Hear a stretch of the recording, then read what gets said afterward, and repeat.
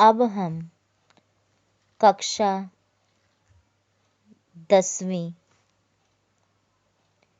समकालीन भारत पुस्तक से पाठ 1 संसाधन एवं विकास पे चर्चा करेंगे। संसाधन एवं विकास। क्या आप उन वस्तुओं का नाम बता सकते हैं जो गांवों और शहरों में हमारे जीवन को आराम पहुंचाते हैं? ऐसी वस्तुओं की एक सूची तैयार करें और इनको बनाने में प्रयोग होने वाले पदार्थों का नाम बताएं। हमारे पर्यावरण में उपलब्ध प्रत्येक वस्तु जो हमारी आवश्यकताओं को पूरा करने में प्रयुक्त की जा सकती है और जिसको बनाने के लिए प्रौद्योगिकी उपलब्ध है, जो आर्थिक रूप से संभाव्य और सांस्कृतिक रूप से मान्य है, एक संसाधन है। हमारे पर्यावरण में उपलब्ध वस्तुओं की रूपांतरण प्रक्रिया प्रकृति, प्रौद्योगिकी और संस्थाओं के पारस्परिक क्रियात्मक संबंध में निहित है। मानव प्रौद्योगिकी द्वारा प्रकृति के साथ क्रिया करते हैं और अपने आर्थिक विकास की गति को तेज करने के लिए संस्थाओं का निर्माण करते हैं। क्या आप भी अन्य बहुत से लोगों की तरह संसाधनों को प्राकृतिक उपहार समझते हैं? ऐसा नहीं है। संसाधन मानवीय क्रियाओं का परिणाम है। मानव स्वयं संसाधनों का महत्वपूर्ण हिस्सा है। वे पर्यावरण में पाए जाने वाले पदार्थों को संसाधनों में परिवर्तित करते हैं तथा उन्हें प्रयोग करते हैं। इन संसाधनों का वर्गीकरण निम्न प्रकार से किया जाता है। क, उत्पत्ति के आधार पर जैव और अजैव। ख, समाप्यता के आधार पर नवीकरण योग्य और अनवीकरण योग्य। ग, स्वामित्व के आधार पर व्यक्तिगत, सामुदायिक, राष्ट्रीय, अंतरराष्ट्रीय। घ, विकास के स्तर के आधार पर संभावी, विकसित, भंडार और संचित कोश।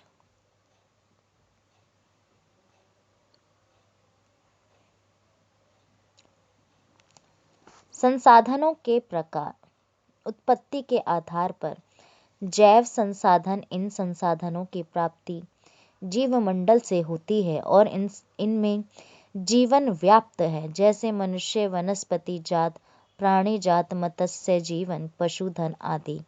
अजैव संसाधन वे सारे संसाधन जो निर्जीव वस्तुओं से बने हैं, अजैव संसाधन कहलाते हैं। उदाहरणार्थ चट्टानें और धातुएं। समाप्यता के आधार पर नवीकरण योग्य संसाधन वे संसाधन जिन्हें भौतिक, रासायनिक या तांत्रिक प्रक्रियाओं द्वारा या यांत्रिक प्रक्रियाओं द्वारा नवीकृत या पुनः उत्पन्न किया जा सकता है, उन्हें नवीकरण योग्य अथवा पुनः पूर्ति योग्य संसाधन कहा जाता है। उदाहरणार्थ सौर तथा पवन ऊर्जा, जल, वन व वन्य जीवन। इन संसाधनों को सतत अथवा प्रवाह संसाधनों में विभाजित किया गया है।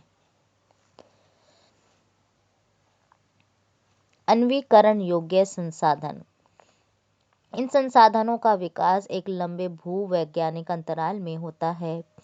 खनिज और जीवाश्म ईंधन इस प्रकार के संसाधनों के उदाहरण हैं। इनके बनने में लाखों वर्ष लग जाते हैं। इनमें से कुछ संसाधन जैसे धातुएं पुनः चक्रीय हैं और कुछ संसाधन जैसे जीवाश्म ईंधन अचक्रीय हैं व एक बार के प्रयोग के साथ ही खत्म हो जाते हैं। स्वामित्व के आधार पर व्यक्तिगत संसाधन निजी व्यक्तियों के स्वामित्व में भी होते हैं। बहुत से किसानों के पास सरकार द्वारा आवंटित भूमि होती है, जिसके बदले में वे सरकार को लगान चुकाते हैं। गांव में बहुत से लोग भूमि के स्वामी भी होते हैं और बहुत से लोग भूमिहीन होते हैं। शहरों में लोग भूखंड, घरों व अन्य जायदाद के मालिक होते हैं। बाग, चारागाह, तालाब और कुओं का जल आदि संसाधनों के निजी स्वामित्व के कुछ उदाहरण हैं। सामुदायिक स्वामित्व वाले संसाधन। ये संसाधन समुदाय के सभी सदस्यों को उपलब्ध होते हैं। गांव की शामिलात भूमि, चारण भूमि, शमशान भूमि, तालाब इत्यादि और नगरीय क्षेत्रों के सार्वजनिक पार्क, पिकनिक स्थल और खेल के मैदान वहां रहने वाले सभी लोगों के लिए उपलब्ध हैं। राष्ट्रीय संसाधन तकनीकी तौर पर देश में पाए जाने वाले सारे संसाधन राष्ट्रीय हैं। देश की सरकार को कानूनी अधिकार है कि वह व्यक्तिगत संसाधनों को भी आम जनता के हित में अधिग्रहित कर सकती है। आपने देखा होगा कि सड़कें, नहरें और रेल लाइनें व्यक्तिगत स्वामित्व वाले खेतों में बनी हुई हैं।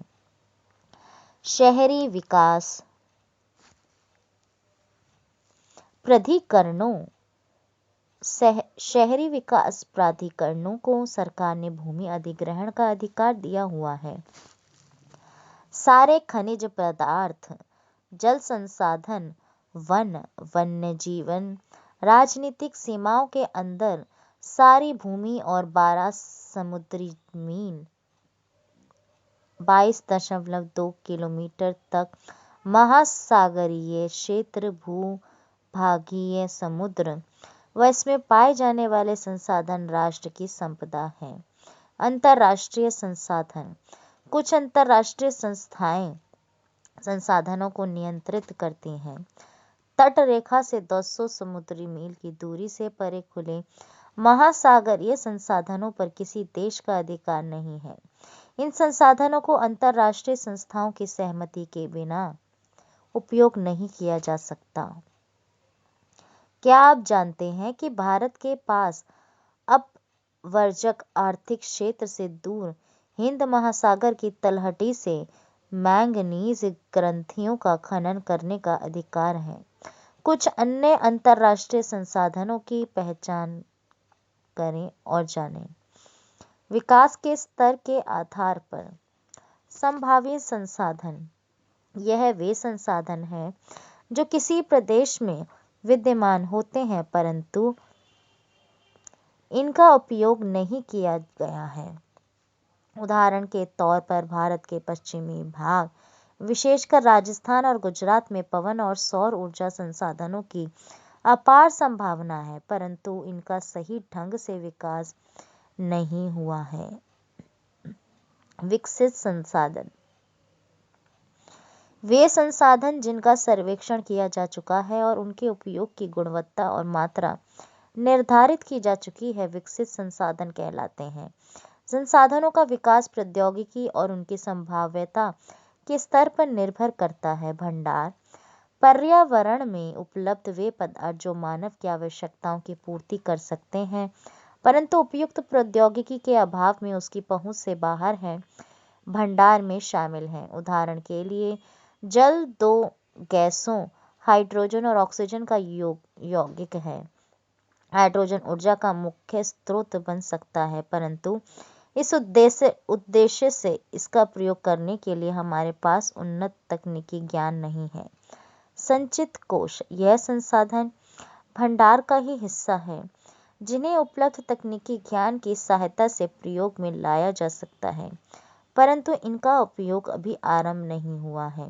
इनका उपयोग भविष्य में आवश्यकता पूर्ति के लिए किया जा सकता है। नदियों के जल को विद्युत पैदा करने में प्रयुक्त किया जा सकता है परंतु वर्तमान समय में इसका उपयोग सीमित पैमाने पर ही हो रहा है। इस प्रकार बांधों में जल, वन आदि संचित कोष हैं जिनका उपयोग भविष्य में किया जा सकता है। संसाधनों का विकास संसाधन जिस प्रकार मनुष्य के जीवन यापन के लिए अति आवश्यक हैं उसी प्रकार जीवन की गुणवत्ता बनाए रखने के लिए भी महत्वपूर्ण है। ऐसा विश्वास किया जाता था कि संसाधन प्रकृति की देन है, परिणाम स्वरूप मानव ने इनका अंधाधुंध उपयोग किया है जिससे निम्नलिखित मुख्य समस्याएं पैदा हो गई हैं।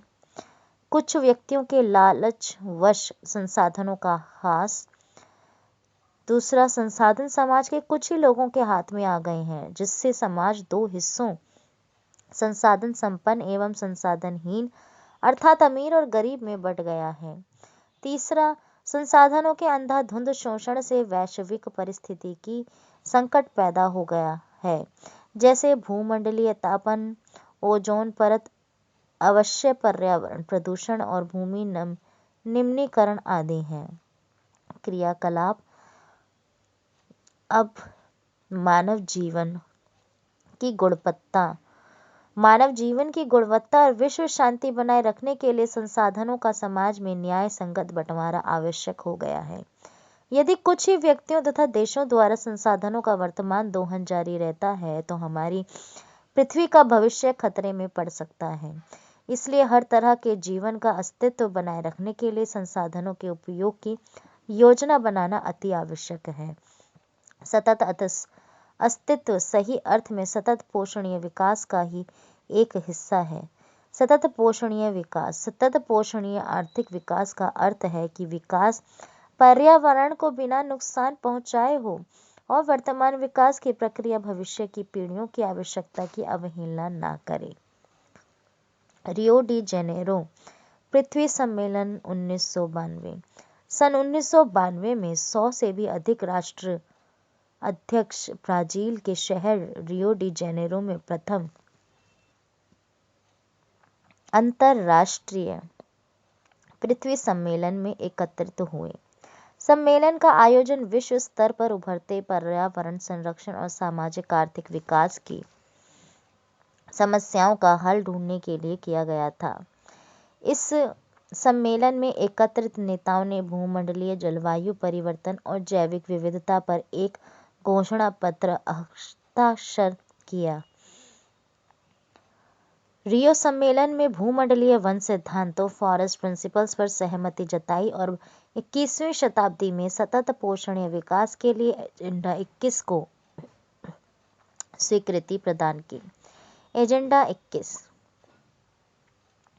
यह एक घोषणा है जिसे 1992 में ब्राजील के शहर रियो डी जेनेरो में संयुक्त राष्ट्र पर्यावरण और विकास सम्मेलन यूएनसीडी के तत्वाधान में राष्ट्र अध्यक्षों द्वारा स्वीकृत किया गया था। इसका उद्देश्य भूमंडलीय सतत पोषणीय विकास हासिल करना है। यह एक कार्यसूची है जिसका उद्देश्य समान हितों, पारस्परिक आवश्यकताओं एवं सम्मिलित जिम्मेदारियों के अनुसार विश्व सहयोग के द्वारा पर्यावरणीय क्षति, गरीबी और रोगों से निपटना है। एजेंडा 21 का मुख्य उद्देश्य यह है कि प्रत्येक स्थानीय निकाय अपना स्थानीय एजेंडा 21 तैयार करें। संसाधन नियोजन। संसाधनों के विवेकपूर्ण उपयोग के लिए नियोजन एक सर्वमान्य रणनीति है। इसलिए भारत जैसे देश में जहां संसाधनों की उपलब्धता में बहुत अधिक विविधता है, यह और भी महत्वपूर्ण है। यहाँ ऐसे प्रदेश भी हैं जहाँ एक तरह के संसाधनों की प्रचुरता है परंतु दूसरे तरह के संसाधनों की कमी है। कुछ ऐसे प्रदेश भी हैं जो संसाधनों की उपलब्धता के संदर्भ में आत्मनिर्भर हैं और कुछ ऐसे भी प्रदेश हैं जहाँ महत्वपूर्ण संसाधनों की अत्यधिक कमी है। उदाहरणार्थ झारखंड, मध्य प्रदेश और छत्तीसगढ़ आदि प्रांतों में खनिजों और कोयले के प्रचुर भंडार हैं। अरुणाचल प्रदेश में जल संसाधन प्रचुर मात्रा में पाए जाते हैं परंतु मूल विकास की कमी है। राजस्थान में पवन और सौर ऊर्जा संसाधनों की बहुतायत है लेकिन जल संसाधनों की कमी है। लद्दाख का शीत मरुस्थल देश के अन्य भागों से अलग थलग पड़ता है। यह प्रदेश सांस्कृतिक विरासत का धनी है परंतु यहाँ जल आधारभूत अवसंरचना तथा कुछ महत्वपूर्ण खनिजों की कमी है। इसलिए राष्ट्रीय, प्रांतीय, प्रादेशिक और स्थानीय स्तर पर संतुलित संसाधन नियोजन की आवश्यकता है। भारत में संसाधन नियोजन। संसाधन नियोजन एक जटिल प्रक्रिया है जिसमें निम्नलिखित सोपान हैं। क, देश के विभिन्न प्रदेशों में संसाधनों की पहचान कर उनकी तालिका बनाना। इस कार्य में क्षेत्रीय सर्वेक्षण, मानचित्र बनाना और संसाधनों का गुणात्मक एवं मात्रात्मक अनुमान लगाना व मापन करना है। ख, संसाधन विकास योजनाएं लागू करने के लिए उपयुक्त प्रौद्योगिकी, कौशल और संस्थागत नियोजन ढांचा तैयार करना। संसाधन विकास योजनाओं और राष्ट्रीय विकास योजना में समन्वय स्थापित करना। स्वाधीनता के बाद भारत में संसाधन नियोजन के उद्देश्य की पूर्ति के लिए प्रथम पंचवर्षीय योजना से ही प्रयास किए गए। किसी क्षेत्र के विकास के लिए संसाधनों की उपलब्धता एक आवश्यक शर्त है, परंतु प्रौद्योगिकी और संस्थाओं में तदनुरूपी परिवर्तनों के अभाव में मात्र संसाधनों की उपलब्धता से ही विकास संभव नहीं है। देश में बहुत से क्षेत्र हैं जो संसाधन समृद्ध होते हुए भी आर्थिक रूप से पिछड़े प्रदेशों की गिनती में आते हैं। इसके विपरीत कुछ ऐसे प्रदेश भी हैं जो संसाधनों की कमी होते हुए भी आर्थिक रूप से विकसित हैं। उपनिवेशन का इतिहास हमें बताता है कि उपनिवेशों में संसाधन संपन्न प्रदेश विदेशी आक्रमणकारियों के लिए मुख्य आकर्षण रहे हैं। उपनिवेशकारी देशों ने बेहतर प्रौद्योगिकी के सहारे उपनिवेशों के संसाधनों का शोषण किया तथा उन पर अपना आधिपत्य स्थापित किया। अतः संसाधन किसी प्रदेश के विकास में तभी योगदान दे सकते हैं जब वहां उपयुक्त प्रौद्योगिकी विकास और संस्थागत परिवर्तन किए जाएं। उपनिवेशन के विभिन्न चरणों में भारत ने इन सबका अनुभव किया है। अतः भारत में विकास सामान्यतः तथा संसाधन विकास लोगों के मुख्यतः संसाधनों की उपलब्धता पर ही आधारित नहीं था, बल्कि इसमें प्रौद्योगिकी, मानव संसाधन की गुणवत्ता और ऐतिहासिक अनुभव का भी योगदान रहा है। संसाधनों का संरक्षण। संसाधन किसी भी तरह के विकास में महत्वपूर्ण भूमिका निभाते हैं, परंतु संसाधनों का विवेकहीन उपभोग और अति उपयोग के कारण कई सामाजिक, आर्थिक और पर्यावरणीय समस्याएं पैदा हो सकती हैं। इन समस्याओं के बचाव के लिए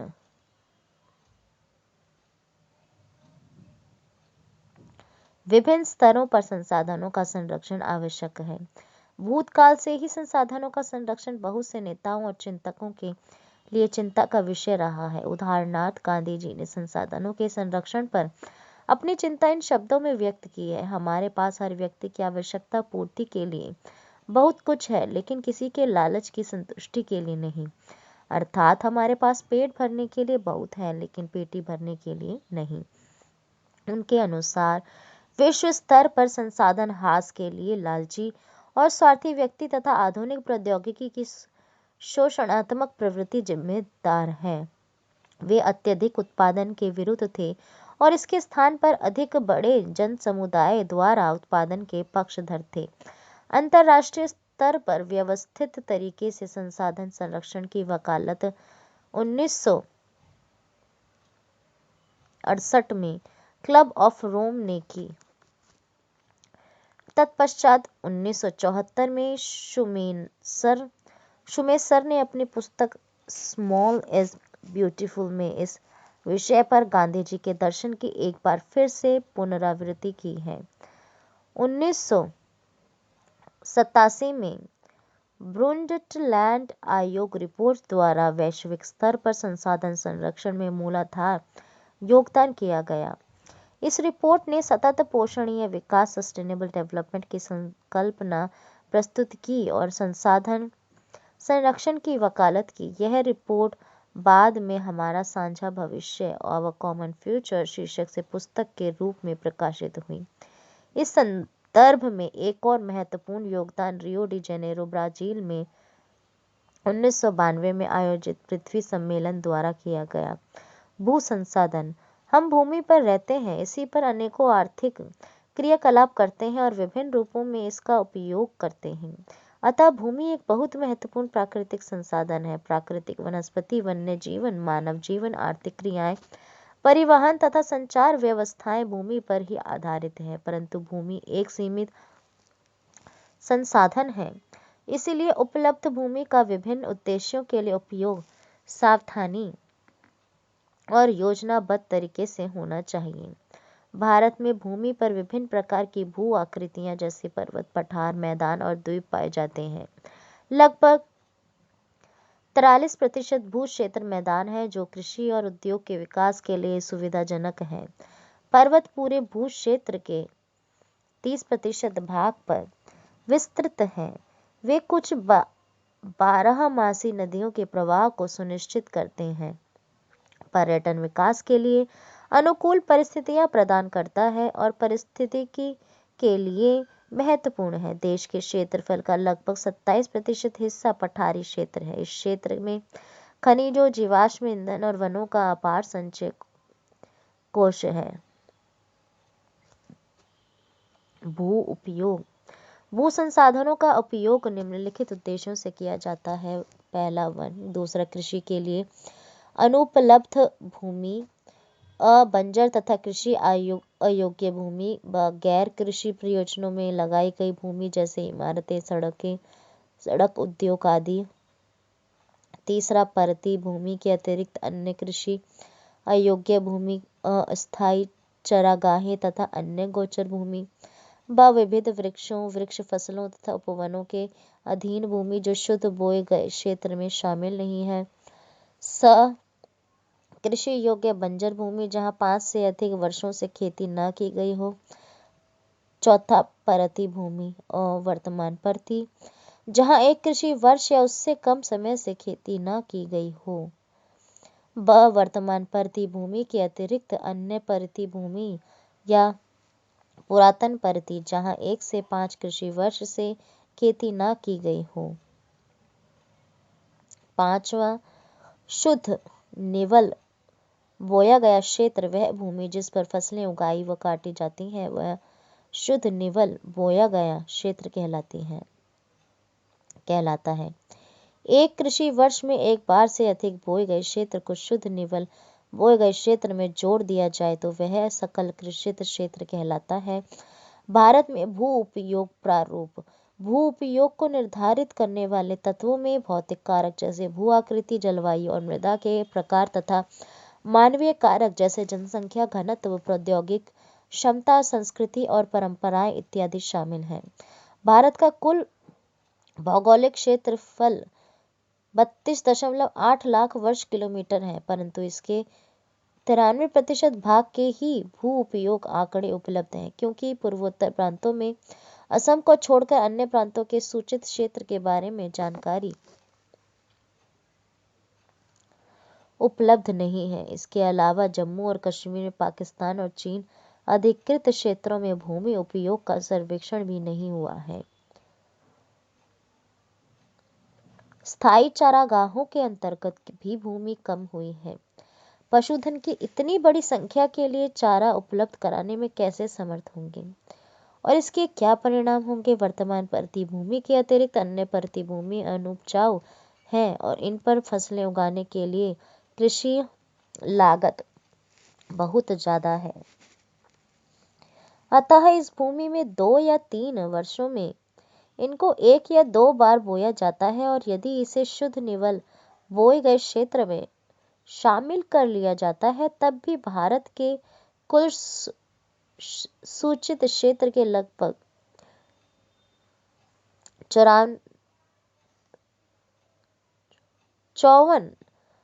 54% हिस्से पर ही खेती हो सकती है। शुद्ध निवल बोए गए क्षेत्र का प्रतिशत भी विभिन्न राज्यों में भिन्न भिन्न है। पंजाब और हरियाणा में 80% भूमि पर खेती होती है, परंतु अरुणाचल प्रदेश, मिजोरम, मणिपुर और अंडमान निकोबार द्वीप समूह में 10% से भी कम क्षेत्र बोया जाता है। हमारे देश में वन नीति 1952 द्वारा निर्धारित वनों के अंतर्गत 33% भौगोलिक क्षेत्र वांछित है, जिसकी तुलना में वन के अंतर्गत क्षेत्र काफी कम है। वन नीति द्वारा निर्धारित यह सीमा परिस्थिति की संतुलन बनाए रखने के लिए आवश्यक है। वन क्षेत्रों के आसपास रहने वाले लाखों लोगों की आजीविका इस पर निर्भर करती है। भू उपयोग का एक भाग बंजर भूमि और दूसरा गैर कृषि प्रयोजनों में लगाई गई भूमि कहलाता है। बंजर भूमि में पहाड़ी, चट्टानी, सूखी और मरुस्थलीय भूमि शामिल है। गैर कृषि प्रयोजनों में लगाई भूमि में बस्तियां, सड़कें, रेल लाइन, उद्योग इत्यादि आते हैं। लंबे समय तक लगातार भूमि संरक्षण और प्रबंधन की अवहेलना करने एवं लगातार भू उपयोग के कारण भू संसाधनों का निम्नीकरण हो रहा है। इसके कारण समाज और पर्यावरण पर गंभीर आपदा आ सकती है। भूमि निम्नीकरण और संरक्षण उपाय। भूमि एक ऐसा संसाधन है जिसका उपयोग हमारे पूर्वज करते आए हैं तथा भावी पीढ़ी भी इसी भूमि का उपयोग करेगी। हम भोजन, मकान और कपड़े की अपनी मूल आवश्यकताओं का 95% भाग भूमि से प्राप्त करते हैं। मानव कार्य कलापों के कारण न केवल भूमि का निम्नीकरण हो रहा है बल्कि भूमि को नुकसान पहुंचाने वाली प्राकृतिक ताकतों को भी बल मिला है। इस समय भारत में लगभग 13 करोड़ हेक्टेयर भूमि निम्नीकृत है। इसमें से लगभग 28% भूमि निम्नीकृत वनों के अंतर्गत है। 56% क्षेत्र जल अपर्तित है और शेष क्षेत्र लवणीय और क्षारीय है। कुछ मानव क्रियाओं जैसे वनोन्मूलन, अति पशुचारण, खनन ने भी भूमि के निम्नीकरण के मुख्य भूमिका निभाई है। खनन के उपरांत खदानों वाले स्थानों को गहरी खाइयों और मलबे के साथ खुला छोड़ दिया जाता है। खनन के कारण झारखंड, छत्तीसगढ़, मध्य प्रदेश और उड़ीसा जैसे राज्यों में वनोन्मूलन भूमि निम्नीकरण का कारण बना है। गुजरात, राजस्थान, मध्य प्रदेश और महाराष्ट्र में अति पशुचारण भूमि निम्नीकरण का मुख्य कारण है। पंजाब, हरियाणा और पश्चिमी उत्तर प्रदेश जैसे राज्यों में अधिक सिंचाई भूमि निम्नीकरण के लिए उत्तरदायी है। अति सिंचन से उत्पन्न जलाक्रांतता भी भूमि निम्नीकरण के लिए उत्तरदायी है, जिससे मृदा में लवणीयता और क्षारीयता बढ़ जाती है। खनिज प्रक्रियाएं जैसे सीमेंट उद्योग में चूना पत्थर को पीसना और मृदा बर्तन उद्योग में चूने, खड़िया मृदा और सेल खड़ी के प्रयोग से बहुत अधिक मात्रा में वायुमंडल में धूल विसर्जित होती है। जब इसकी परत भूमि पर जम जाती है तो मृदा की जल सोखने की प्रक्रिया अवरुद्ध हो जाती है। पिछले कुछ वर्षों से देश के विभिन्न भागों में औद्योगिक जल विकास से बाहर आने वाला अपशिष्ट पदार्थ भूमि और जल प्रदूषण का मुख्य स्रोत है। भूमि निम्नीकरण की समस्याओं को सुलझाने के कई तरीके हैं। वनारोपण और चरागाहों का उचित प्रबंधन इसमें कुछ हद तक मदद कर सकते हैं। पेड़ों की रक्षक मेखला शेल्टर बेल्ट पशुचारण नियंत्रण और रेतीले टीलों को कांटेदार झाड़ियां लगाकर स्थिर बनाने की प्रक्रिया से भी भूमि कटाव की रोकथाम शुष्क क्षेत्रों में की जा सकती है। बंजर भूमि के उचित प्रबंधन, खनन नियंत्रण और औद्योगिक जल को परिष्करण के पश्चात विसर्जित करके जल और भूमि प्रदूषण को कम किया जा सकता है। मृदा संसाधन। मिट्टी अथवा मृदा सबसे महत्वपूर्ण नवीकरण योग्य प्राकृतिक संसाधन है। यह पौधों के विकास का माध्यम है जो पृथ्वी पर विभिन्न प्रकार के जीवों का पोषण करती है। मृदा एक जीवन तंत्र है। कुछ सेंटीमीटर गहरी मृदा बनने में लाखों वर्ष लग जाते हैं। मृदा बनने की प्रक्रिया में उच्चावच जनक शैल अथवा संस्तर शैल, जलवायु, वनस्पति और अन्य जैव पदार्थ और समय मुख्य कारक है। प्रकृति के अनेकों तत्व जैसे तापमान परिवर्तन, बहते जल की प्रक्रिया, पवन, हिमनदी और अपघटन प्रक्रियाएं आदि मृदा बनने की प्रक्रिया में योगदान देती हैं। मृदा में होने वाले रासायनिक और जैविक परिवर्तन भी महत्वपूर्ण है। मृदा जैव ह्यूमस और अजैव दोनों प्रकार के पदार्थों से बनती है। मृदा बनने की प्रक्रिया को निर्धारित करने वाले तत्वों अनेक उनके रंग, गहराई, गठन, आयु व रासायनिक और भौतिक गुणों के आधार पर भारत के मृदाओं के निम्नलिखित प्रकार हैं। मृदाओं का वर्गीकरण। भारत में अनेक प्रकार के उच्चावच भू आकृतियां, जलवायु और वनस्पतियां पाई जाती हैं। इस कारण अनेक प्रकार की मृदाएं विकसित हुई हैं। जलोढ़ मृदा। यह मृदा विस्तृत रूप से फैली हुई है और यह देश की महत्वपूर्ण मृदा है। वास्तव में संपूर्ण उत्तरी मैदान जलोढ़ मृदा से बना है। यह मृदाएं हिमालय की 3 महत्वपूर्ण नदी तंत्रों सिंधु, गंगा और ब्रह्मपुत्र नदियों द्वारा लाए गए निक्षेपों से बनी है। एक सक्रिय गलियारे के द्वारा ये मृदाएं राजस्थान और गुजरात तक फैली हैं। पूर्वी तटीय मैदान विशेषकर महानदी गोदावरी, कृष्णा और कावेरी नदियों के डेल्टे भी जलोढ़ मृदा से बने हैं। जलोढ़ मृदा में रेत, सिल्ट और मृत्तिका के विभिन्न अनुपात पाए जाते हैं। जैसे हम नदी के मुहाने से घाटी में ऊपर की ओर जाते हैं, मृदा के कणों का आकार बढ़ता चला जाता है। नदी घाटी के ऊपरी भाग में जैसे ढाल भंग के समीप मोटे कण वाली मृदाएं पाई जाती हैं। ऐसी मृदाएं पर्वतों की तलहटी पर बने मैदानों जैसे द्वार, चो क्षेत्र और तराई में आमतौर पर पाई जाती हैं। कणों के आकार या घटकों के अलावा मृदाओं की पहचान उनकी आयु से भी होती है। आयु के आधार पर जलोढ़ मृदाएं दो प्रकार की हैं: पुराना जलोढ़ बांगर और नया जलोढ़ खादर। बांगर मृदा में कंकर ग्रंथियों की मात्रा ज्यादा होती है। खादर मृदा में बांगर मृदा की तुलना में ज्यादा महीन कण पाए जाते हैं। जलोढ़ मृदाएं बहुत उपजाऊ होती हैं। अधिकतर जलोढ़ मृदाएं पोटाश, फास्फोरस और चुनायुक्त होती हैं, जो इनको गन्ने, चावल, गेहूं और अन्य अनाजों और दलहन फसलों की खेती के लिए उपयुक्त बनाती हैं। अधिक उपजाऊपन के कारण जलोढ़ मृदा वाले क्षेत्रों में गहन कृषि की जाती है और यहाँ जनसंख्या घनत्व भी अधिक है। सूखे क्षेत्रों की मृदाएं अधिक क्षारीय होती हैं। इन मृदाओं का सही उपचार और सिंचाई करके इनकी पैदावार बढ़ाई जा सकती है। काली मृदा।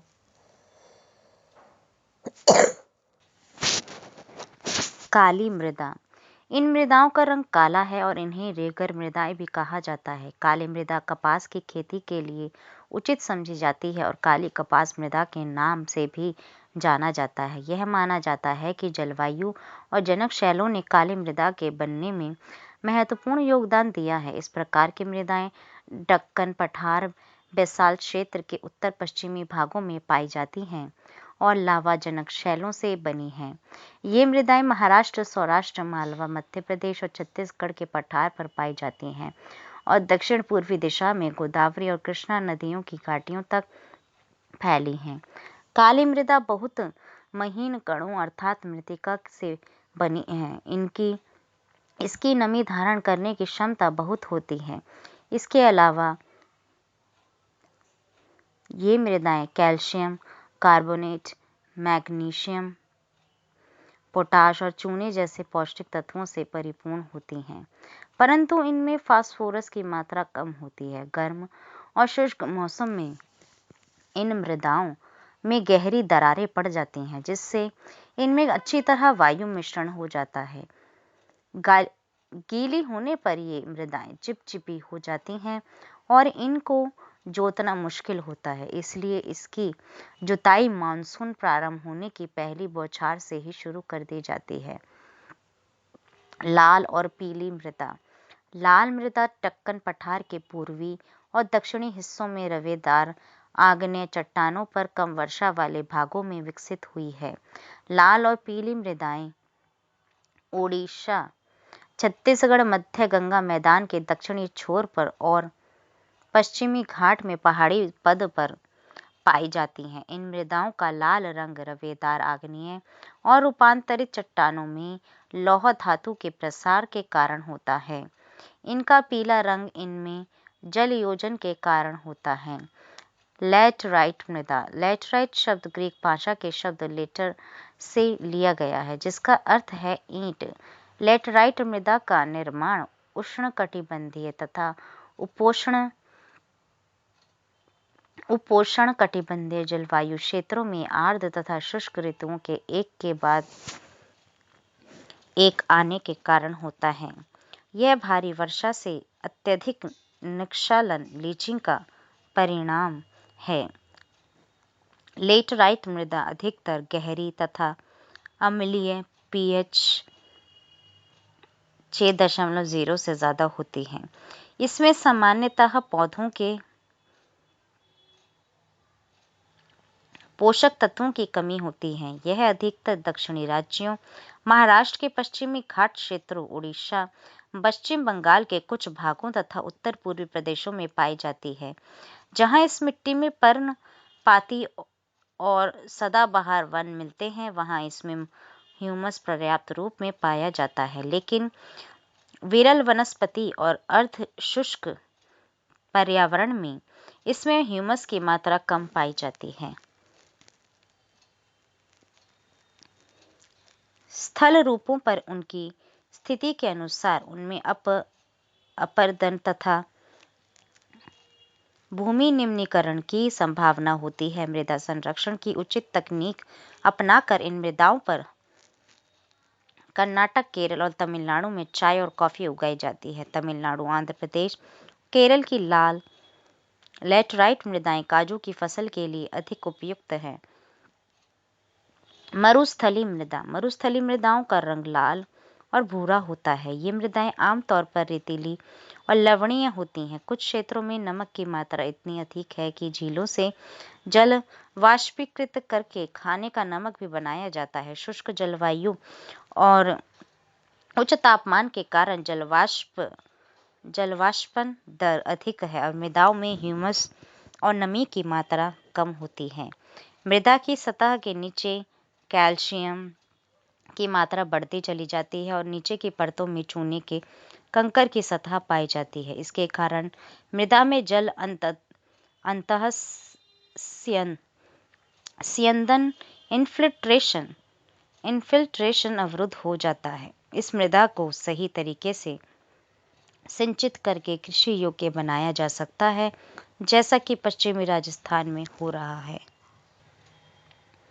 वन मृदा।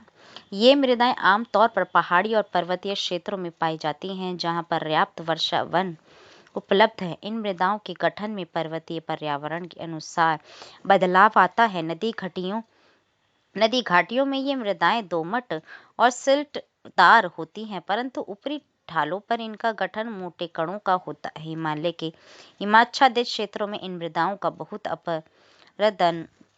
अपरदन होता है और ये अधिक सिलिक एसिडिक तथा ह्यूमस रहित होती हैं। नदी घाटियों के निचले क्षेत्रों, विशेषकर नदी सोपानों और जलोढ़ पंखों आदि में ये मृदाएं उपजाऊ होती हैं। मृदा अपरदन और संरक्षण। मृदा के कटाव और उसके बहाव की प्रक्रिया को मृदा अपरदन कहा जाता है। मृदा के बनने और अपरदन की क्रियाएं आमतौर पर साथ साथ चलती हैं और दोनों में संतुलन होता है, परंतु मानवीय क्रियाओं जैसे वनोन्मूलन, अति पशुचारण, निर्माण और खनन इत्यादि से कई बार यह संतुलन भंग हो जाता है तथा प्राकृतिक तत्व जैसे पवन, हिमनदी और जल मृदा अपरदन करते हैं। बहता जल मृत्तिका युक्त मृदाओं को काटते हुए गहरी वाहिकाएं बनाता है, जिन्हें अवनलिकाएं कहते हैं। ऐसी भूमि जोतने योग्य नहीं रहती और इसे उत्खात भूमि बैडलैंड कहते हैं। चंबल बेसिन में ऐसी भूमि को खड्ड रेवाइन भूमि कहा जाता है। कई बार जल विस्तृत क्षेत्र को ढके हुए ढाल के साथ नीचे की ओर बहता है। ऐसी स्थिति में क्षेत्र की ऊपरी मृदा घुलकर जल के साथ बह जाती है। इसे चादर अपरदन शीट इरोजन कहा जाता है। पवन द्वारा मैदान अथवा ढालू क्षेत्र से मृदा को उड़ा ले जाने की प्रक्रिया को पवन अपरदन कहा जाता है। कृषि के गलत तरीकों से भी मृदा अपरदन होता है। गलत ढंग से हल चलाने, जैसे ढाल पर ऊपर से नीचे की ओर हल चलाने से वाहिकाएं बन जाती हैं, जिसके अंदर से बहता पानी आसानी से मृदा का कटाव करता है। ढाल वाली भूमि पर समोच्च रेखाओं के समानांतर हल चलाने से ढाल के साथ जल बहाव की गति घटती है। इसे समोच्च जुताई कॉन्टोर प्लगिंग कहा जाता है। ढाल वाली भूमि पर सोपान बनाए जा सकते हैं। सोपान कृषि अपरदन को नियंत्रित करती है। पश्चिमी और मध्य हिमालय में सोपान अथवा सीढ़ीदार कृषि काफी विकसित है। बड़े खेतों को पट्टियों में बांटा जाता है। फसलों के बीच में घास की पट्टियां उगाई जाती हैं। ये पवनों द्वारा जनित बल को कमजोर करती हैं। इस तरीके को पट्टी कृषि स्ट्रिप फार्मिंग कहते हैं। पेड़ों को कतारों में लगाकर रक्षक शेल्टर बेल्ट मेखला बनाना भी पवनों की गति कम करता है। इन रक्षक पट्टियों का पश्चिम भारत में रेत के टीलों के स्थायीकरण में महत्वपूर्ण योगदान रहा है। भारत के पर्यावरण की दशा। सुखोमाजरी गांव और झाबुआ जिले ने यह कर दिखाया है कि भूमि निम्नीकरण प्रक्रिया को पलटा जा सकता है। सुखो-माजरी में वृक्ष घनत्व 1976 में 13% हेक्टेयर था, जो कि 1992 में बढ़कर 1272 प्रति हेक्टेयर हो गया। पर्यावरण के पुनर्जनन से अधिक संसाधन उपलब्धता, कृषि और पशुपालन में सुधार के परिणाम स्वरूप आमदनी बढ़ती है और समाज में आर्थिक समृद्धि आती है। सुखो-माजरी में 1979 से 1984 के बीच परिवारों की औसत वार्षिक आमदनी 10,000 से 15,000 रुपये थी। पर्यावरण की पुनर्स्थापना के लिए लोगों द्वारा इसका प्रबंधन आवश्यक है। मध्य प्रदेश सरकार ने लोगों को स्वयं फैसला लेने का अधिकार दिया है और वे प्रदेश की 29 लाख हेक्टेयर भूमि, भारत का लगभग 1% क्षेत्रफल को जल विभाजक प्रबंधन द्वारा हरा भरा बना रहे हैं।